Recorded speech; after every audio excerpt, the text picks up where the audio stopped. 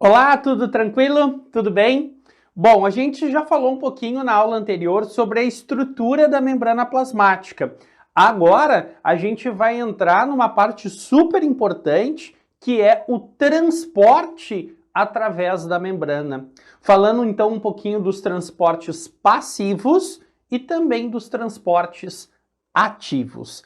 Então, organiza o teu material aí, organiza o teu canto de estudos, pega aquele mate, aquela aguinha, aquele chá, um velho ha-ha-ha e depois da vinheta, é claro, vem comigo e vamos tocar de ficha.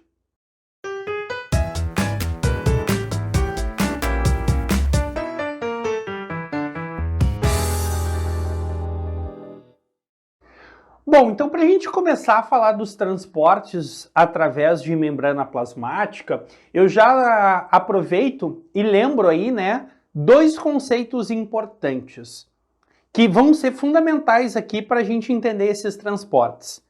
Tem duas propriedades que tu jamais pode esquecer. Que propriedades de membrana são essas? Primeiro, ela é dita semipermeável. O que significa isso? Nem tudo consegue atravessar essa membrana plasmática. Algumas moléculas, algumas substâncias vão conseguir atravessar, outras não. Por exemplo, um carboidrato de cadeia muito longa, como um glicogênio, um amido, não conseguem atravessar a membrana. Agora, um carboidrato como a glicose, consegue. Então, eu tenho moléculas que conseguem atravessar, outras não. Por isso ela é dita semipermeável. E ao mesmo tempo que ela é semipermeável, ela é seletiva. E o que significa ser seletiva? Ela consegue regular quando essas moléculas podem ou não atravessar essa membrana. E ela consegue regular isso alterando, por exemplo, a sua composição química. Alterando a composição química, a membrana altera a sua fluidez e alterando a sua fluidez, naturalmente ela altera a sua permeabilidade, tá? Então esse é um fator importante. Por que às vezes algumas moléculas conseguem atravessar a membrana e em outros momentos não? Porque ela é dita seletiva. Ela regula essa passagem de moléculas. E aí um dos fatores que vai estar relacionado diretamente a isso são os diferentes tipos de transporte dessa membrana. A gente começa falando um pouquinho aqui dos transportes passivos. E o que caracteriza esses transportes passivos? Primeira coisa que tu vai lembrar a respeito deles é que eles são processos que acontecem de forma espontânea. O que isso significa? Que não envolve gasto de energia, tá? Transporte passivo não envolve gasto energético. Por isso a gente diz que são transportes exergônicos.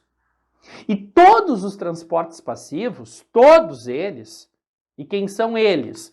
Uma difusão simples, uma difusão facilitada ou uma osmose, tem o mesmo objetivo.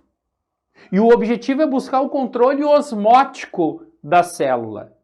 Buscar uma certa igualdade de concentração no meio intracelular e no meio extracelular. Esse é o grande objetivo de um transporte passivo qualquer. A gente começa caracterizando aqui um pouquinho um processo de difusão. A difusão simples, a gente pode definir ela de uma forma simples como a passagem de um soluto qualquer. Coloquei aqui como exemplos o gás carbônico, o oxigênio e até mesmo alguns íons. Mas eu vou ter a passagem desses solutos do meio hipertônico, que é aquele meio mais concentrado, para o meio hipotônico, que é o meio menos concentrado. Hiper vem de muito, então é onde eu tenho muito soluto. Hipo é onde eu tenho pouco soluto. Hipo vem de pouco, né? Então eu estou passando o soluto de onde eu tenho mais para onde eu tenho menos. Isso é a difusão simples. Tá bem?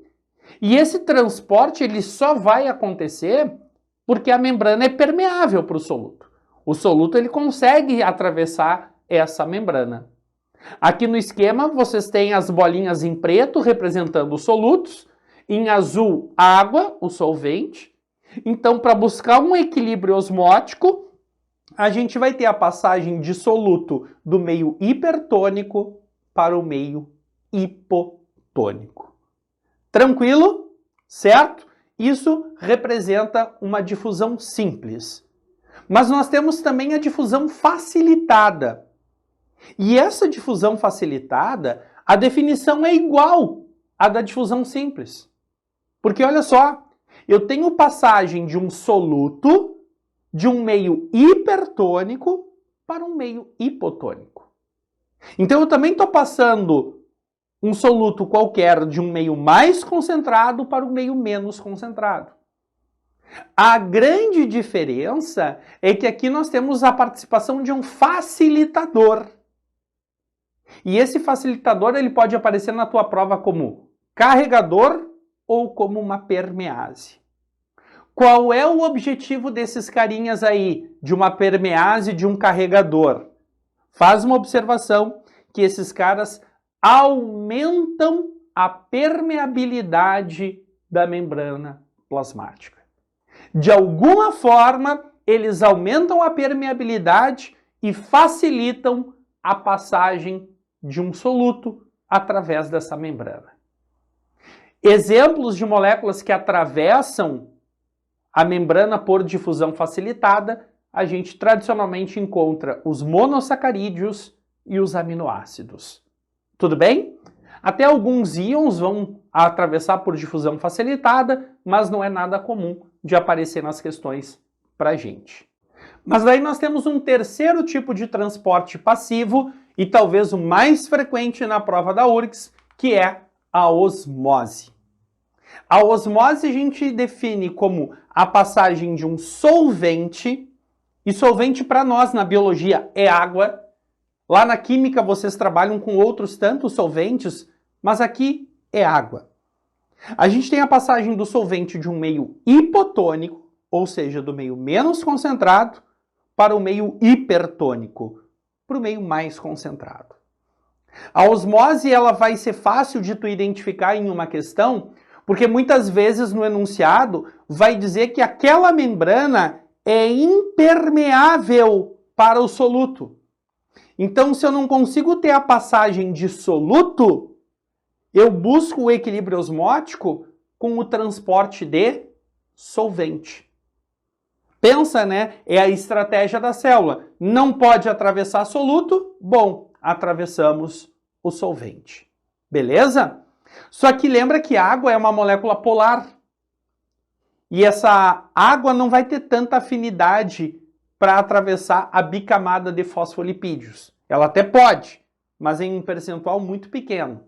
Cerca de 5% só da água que atravessa a membrana é diretamente pela bicamada de fosfolipídios. A grande maioria das moléculas de água que atravessam a membrana é a partir de proteínas chamadas de aquaporinas. A aquaporina é uma proteína integral da membrana plasmática e que possibilita essa passagem de água. Tudo bem? E aí é clássico das provas colocarem aí, né, o processo de osmose brincando. Ah, se a gente inserir uma célula em uma solução hipertônica, em uma solução hipotônica, o que vai acontecer? Essa célula vai ganhar ou vai perder água por osmose? Então, olha só, se a gente pegar uma célula e colocar em uma solução isotônica, iso vem de igual, vem de semelhante. Essa célula em uma solução isotônica, ela tanto ganha quanto perde água por osmose, tá? Cuida isso, por favor. A gente tem a tendência a achar que não vai nem ganhar nem perder. Não, ela ganha e perde água por osmose. E aí o volume da célula acaba se mantendo, tanto da célula animal quanto de uma célula vegetal. Agora, se a gente pegar essas células e colocar em uma solução hipertônica, eu estou colocando a célula em um ambiente mais concentrado. Isso significa que a célula é o meio menos concentrado. E se a célula é o meio menos concentrado, aplica o conceito de osmose. Passagem de solvente do meio menos concentrado para o meio mais concentrado. Então, inserindo uma célula, seja ela animal ou vegetal, em uma solução hipertônica, a tendência é que ela perca água por osmose. E aí, elas perdendo água por osmose, as células ficam mais flácidas. Tu pode observar que a célula animal ali, que está representada por uma hemácia, murchou. A célula vegetal, ela fica mais estável em função da parede celular, né? Que é mais resistente. Tem uma redução no volume citoplasmático ali, mas o volume celular se mantém em função da parede celular. E se eu pegar essas células e colocar em uma solução hipotônica, em uma solução de menor concentração, a solução é hipotônica. Isso significa que as células são hipertônicas. Então, a água vai passar do ambiente para o meio intracelular. Então, colocando células em soluções hipotônicas, elas vão ter a tendência a ganhar água por osmose. E essas células ganhando água por osmose, elas vão aumentar um pouquinho de volume e vão ficar túrgidas, é o termo que aparece aí nas questões para ti. A parede celular da célula vegetal vai garantir uma maior resistência. A célula pode dar uma inchadinha, mas a parede celular vai dar uma estancada, vai dar uma inibida. Já a célula animal não tem parede celular. Se ela começar a aumentar de volume, pode chegar um momento que ela venha a se romper. Esse rompimento é chamado de lise celular, tá? Então, se a célula ganhar muita água por osmose, ela pode sofrer o processo de lise e a gente ter a inativação dessa célula. Nessa aula, a gente acabou falando um pouquinho, então, dos transportes passivos, difusão facilitada e osmose. Bem importante para a tua prova. Por isso, dá uma boa organizada aí nas tuas anotações, nas tuas ideias. Tá bem? Dá uma relaxada, dá uma alongada aí e eu te convido agora para assistir o nosso próximo vídeo, onde a gente vai trabalhar com os transportes ativos.